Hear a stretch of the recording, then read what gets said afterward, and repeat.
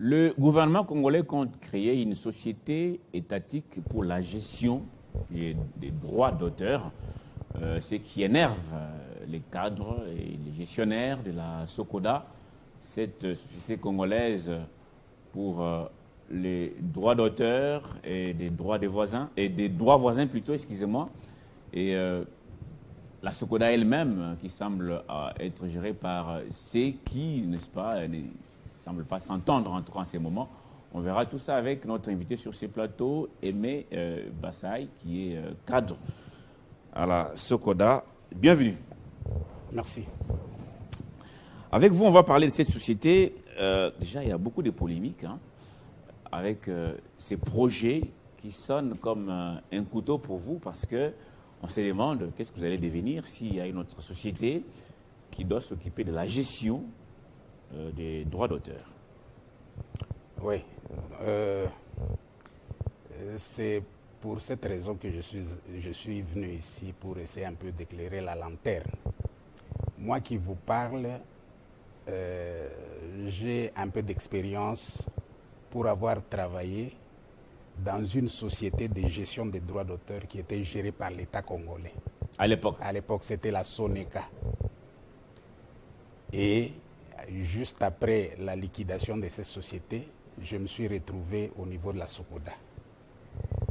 Donc, je sais un peu vous dire quels sont les avantages, disons, pour une société qui est gérée par l'État congolais, les avantages que les artistes doivent normalement tirer, parce qu'une société de droits d'auteur, c'est une société qui a comme mission la collecte des droits et la répartition aux ayants droit.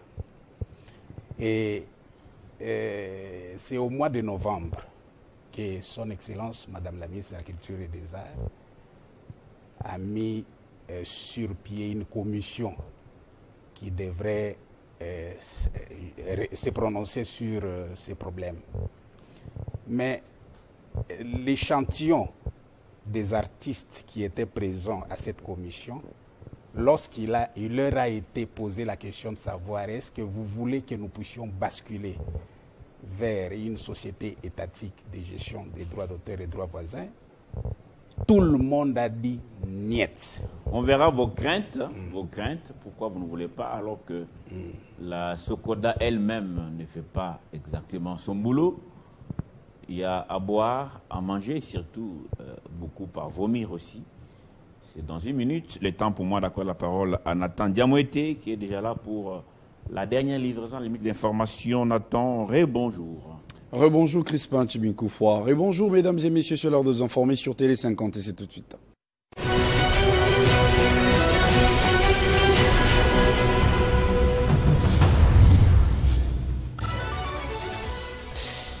À la une de l'actualité ce matin, le corps du pape François, décédé lundi à l'âge de 88 ans, est mis en exposition déjà ce mercredi 23 avril dans la basilique Saint-Pierre sous un décor doré avant les obsèques de samedi marquées par la présence de nombreux chefs d'État dans le monde.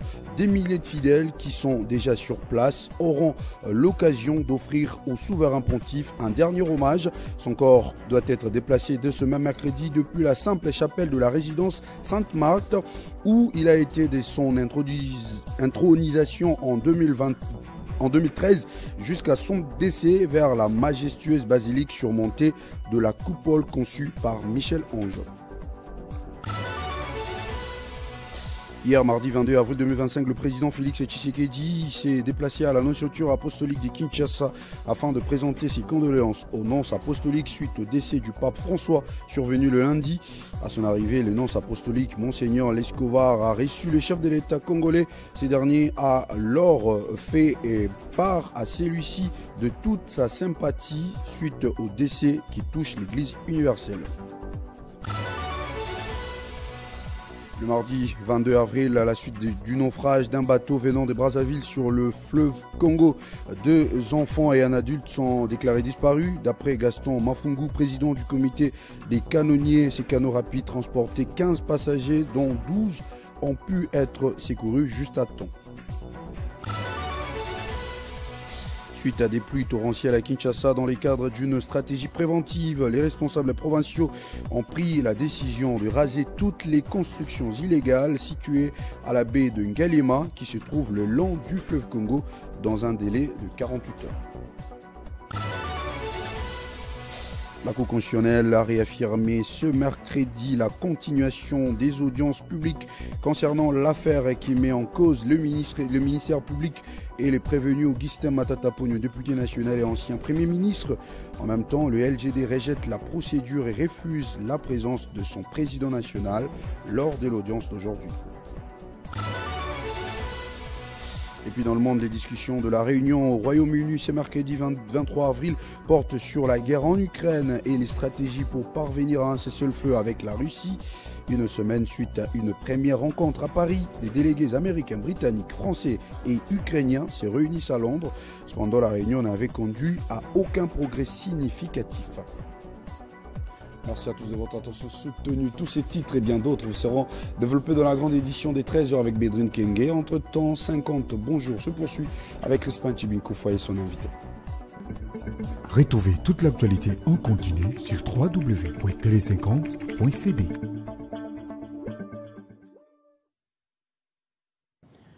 Aimé Bassaï, cadre à la Société congolaise de droits d'auteur.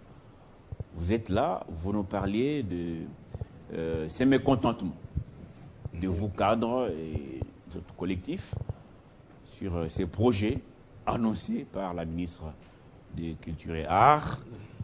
Mais est-ce que la Sokoda travaille? Et si elle travaille, quelles sont les réalisations de Nyoka Longo, qui est actuellement PCA, depuis qu'il a pris la direction de cette boîte? Oui. Depuis que Nyoka Longo est arrivé là-bas, comme je le disais tantôt, que la société des droits d'auteur, c'est une société qui collecte et qui répartit. Et depuis qu'il est arrivé à la tête de la Sokoda, les artistes étaient payés. Étaient payés. L'année passée, nous avons procédé au paiement des droits d'auteur et des droits voisins. Donc, qui en était bénéficiaire? Nous avions plus de 150 bénéficiaires. Connus? Oui, connus.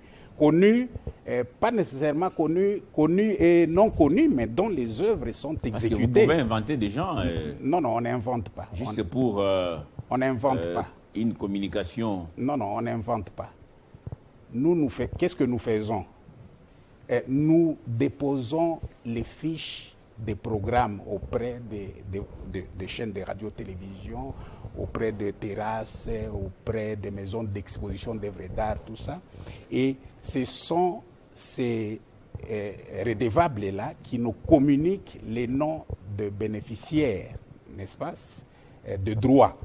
C'est-à-dire que parce que ces redevables-là, comme eux, ils couvrent la redevance, c'est-à-dire comme ils payent à la Sokoda et une redevance au titre des droits d'auteur et droits voisins, c'est à eux de nous dire que chez moi ici, pendant toute cette période, nous avions consommé les œuvres de tel artiste. Vous voyez, ça c'est vraiment réaliste.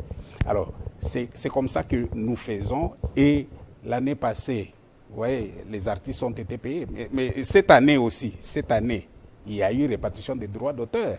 Le nombre a augmenté. Nous avons payé près de 300 artistes, toutes corporations confondues. C'est combien que vous donnez à un artiste? Non, ça dépend de la façon dont votre œuvre est exécutée. Je te donne un exemple. Un artiste qui a produit son œuvre, et si chez vous ici à Télé 50, vous diffusez ça sur une période de 6 mois, vous diffusez ça 2 fois, vous croyez qu'il va recevoir combien? Il va recevoir combien? C'est ce que les gens comprennent. Sérieux de monitoring et tout ça pour faire un tel travail? Nous sommes une jeune société.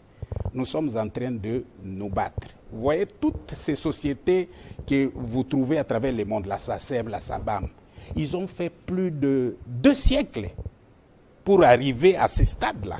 Ils avaient commencé comme nous. Nous sommes encore une société jeune. Nous sommes en train de nous battre et les artistes sont en train d'être rémunérés.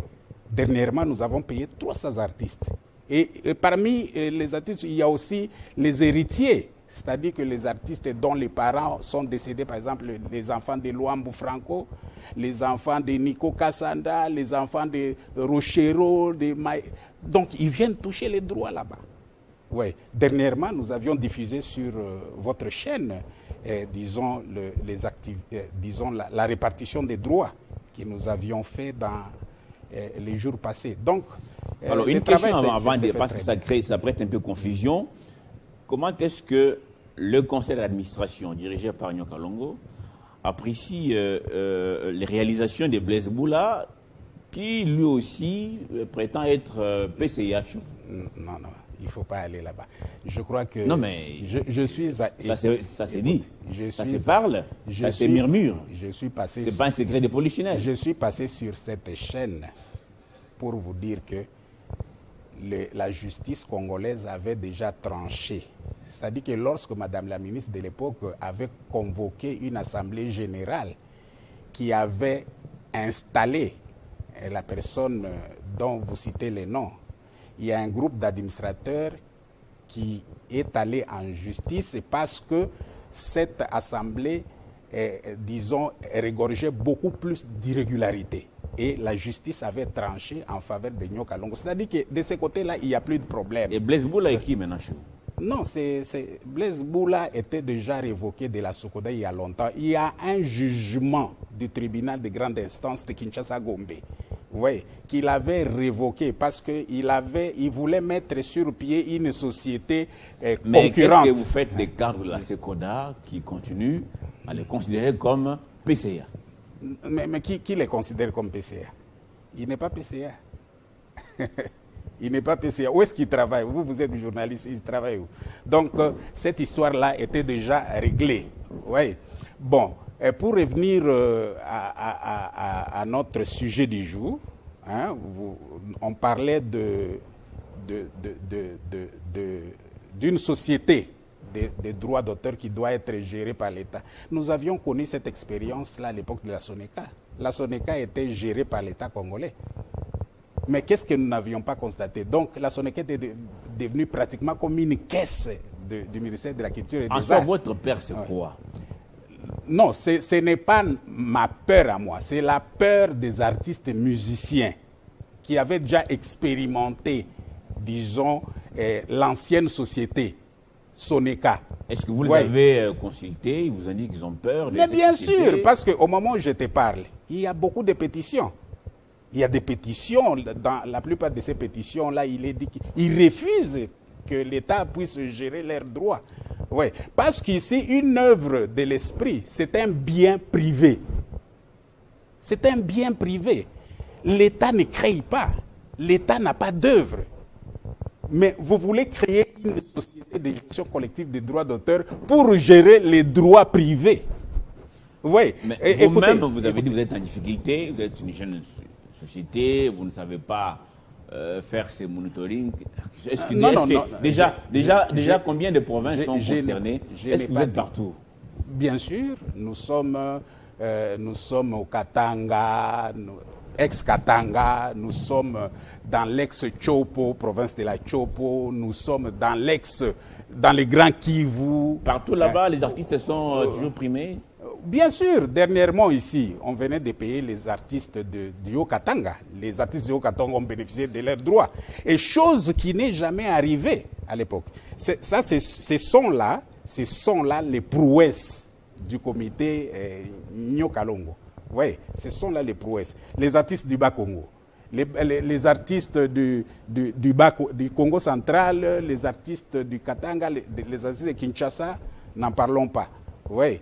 Bon, on voulait aussi étendre ça jusqu'au niveau de l'Est. Bon, avec ces problèmes que nous sommes en train de rencontrer maintenant, je crois que ça se fera dans les jours à venir.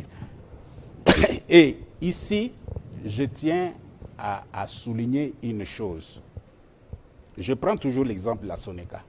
La SONECA, à l'époque, ne collectait pas les droits les droits locaux. La SONECA à l'époque ne collectait pas les droits locaux. Mais avec l'arrivée de ce comité, nous sommes en train de collecter les droits locaux. Parce que c'est là où nos artistes doivent se retrouver. Oui. Parce qu'à l'époque, ça n'existait pas. Bon, ces droits locaux qui étaient collectés là n'étaient pas répartis. La Socoda, c'est combien d'affiliés aujourd'hui? Ben, actuellement, nous sommes au nombre de, je crois, à peu près 1000 et quelques, 1500 affiliés. 1500 affiliés. Et il n'est pas dit que quand vous êtes affilié, lorsqu'il y a répartition, vous devez nécessairement prétendre. Il faut que vos œuvres soient exploitées. Mais il y a trop de mécontentement. Comment vous justifiez ça, vous qui venez défendre les comités du Congo? Est-ce que vous avez... Est-ce que ces mécontentements-là ne sont pas justifiés? Vous avez fait un sondage? Non, mais alors pour dire que... Nous sommes à Kinshasa. Non, pour dire qu'il y a mécontentement, il faut faire un sondage. Il faut prendre un échantillonnage. Vous faites par exemple, vous prenez un échantillonnage de 500 ou 1000 artistes. Vous leur posez la question. Et ici, il faut poser la question aux artistes et musiciens qui sont membres à la Socoda. Est-ce que vous avez déjà vu Fally Ipupa, Ferregola, Werason, vous avez déjà vu Ino Subi et les autres venir se lamenter ici? Ils touchent leurs droits convenablement à la Socoda. Ils sont bien payés. Ils sont bien payés. Est-ce que vous avez déjà vu les fils de Luambo, les enfants de Rochero, de Mayaoula, tout ceci n'est pas sélectif? Non. C'est en fonction de comment l'artiste a été vendu. Non. C'est pas sélectif. Ici, les artistes musiciens qui bénéficient des droits, ce sont ces artistes-là dont les œuvres sont réellement exécutées. Et pour vous, les artistes, c'est seulement les musiciens ou il y a des peintres? Nous avons des dramaturges. Ici, je vous parle des musiciens, des artistes musiciens parce que ce sont eux qui sont majoritaires. Mais nous avons des... Est-ce qu'il y a des peintres? Nous avons des dramaturges, il y a des peintres, il y a des plasticiens. Nous sommes en train, cette année ici, donc il a été prévu le paiement de plasticiens. Parce que le problème que nous rencontrons, c'est quoi? Ces plasticiens-là ne viennent pas protéger leurs œuvres à la Socoda. Bon, nous ne savons pas si c'est par manque c'est par ignorance. Oui, par exemple, les tableaux de peinture que vous trouvez un peu partout là. Hein? Il nous est difficile de savoir qui en est l'auteur. Oui, mais c'est à eux de nous ramener leurs œuvres pour que lorsque nous allons descendre sur le terrain pour faire les sondages, que nous soyons en mesure de dire que telle œuvre appartient à tel plasticien.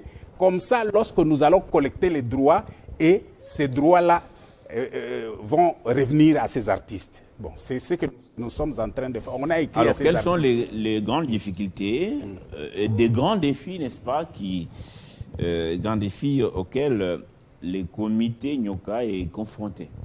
Oui, ici, les défis, c'est quoi? C'est d'abord, nous voulons que la copie privée soit effective. Le directeur général de la Socoda a fait un travail, un grand travail sur la copie privée.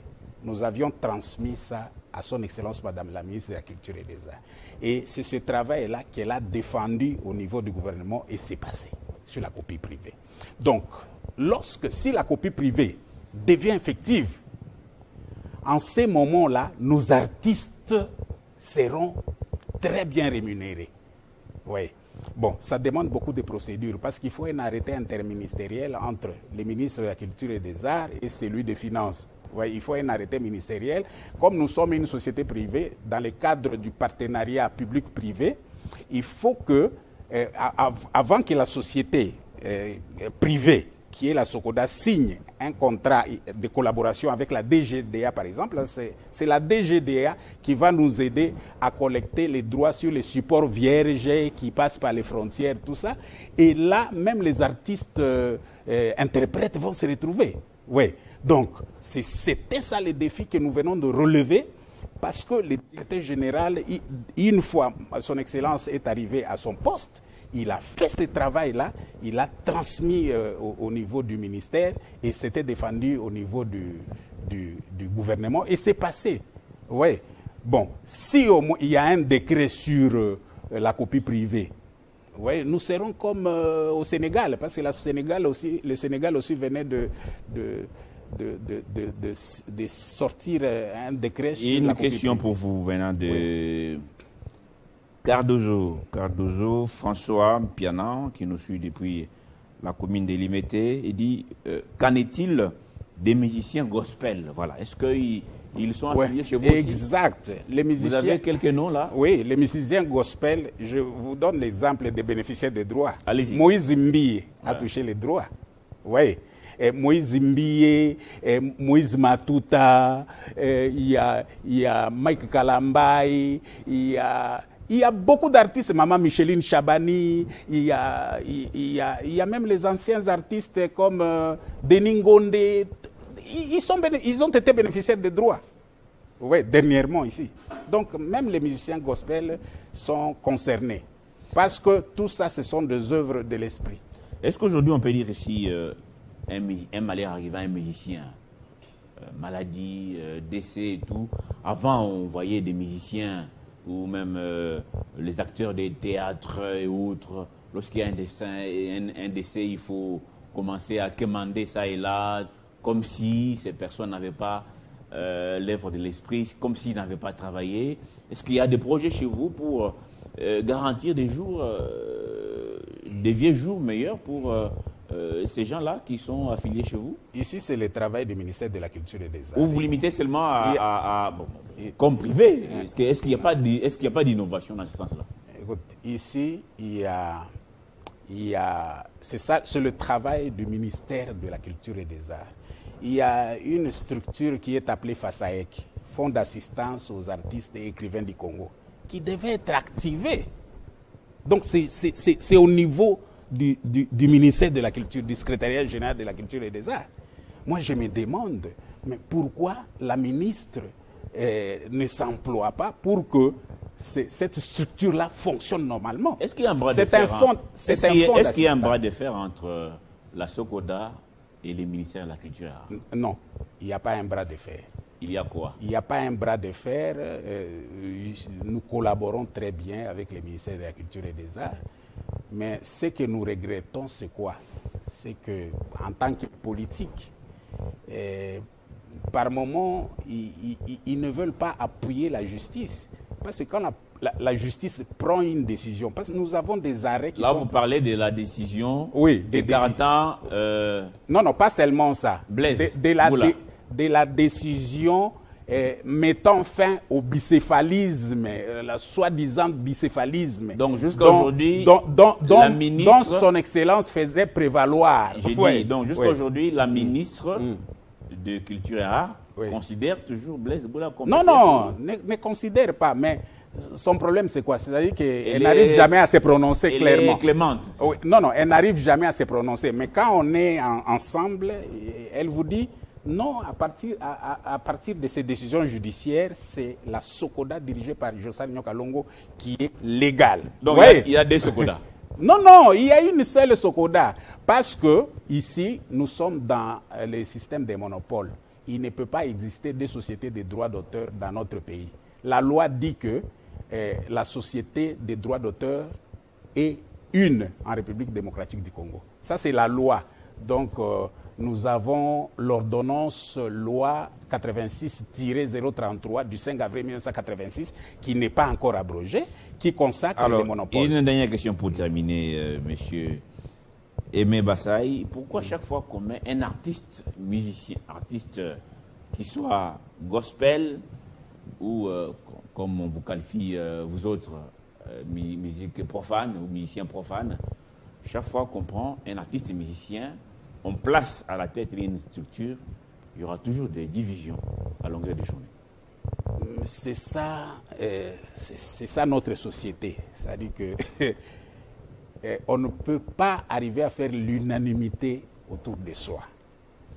C'est-à-dire que dans ces milieux, lorsqu'on vous met, vous, à la tête, d'ailleurs, c'est la personne qui est désignée comme PCA, disons avec les textes à partir des textes qui nous régissent, il est élu par ses pairs. Oui. Mais il n'arrive toujours pas dans notre pays à faire l'unanimité. C'est des choses qui arrivent. Mais qui avait élu d'abord, ça c'est qui avait élu Blaise Boula, PCA? Hein? Blaise Boula. Oui.